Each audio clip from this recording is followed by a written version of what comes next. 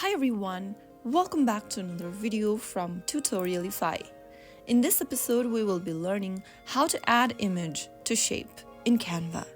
To add an image to a shape in Canva, first of all, open the Canva application on your mobile device and log into your account. After you are logged into your Canva account, go ahead and open up a recent design where you want to add an image to a shape. You can also open up a blank canvas and go ahead and add an image. To add the image, go to the bottom section of the screen and click on Uploads.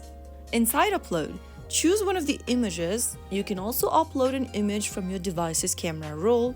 After selecting and uploading the image, it will be added onto your canvas. Now, resize your photo or your image according to your preference. You can drag the little corners of the image. And once you are done, the next thing you want to do is to go to the Elements tab at the bottom and tap on it. Inside Elements tab, look for the Frame option at the top. Now after selecting the Frame option, choose one of the frame from the menu. You can select any kind of shape you'd like, and then once you tap on it, it will be added onto your design.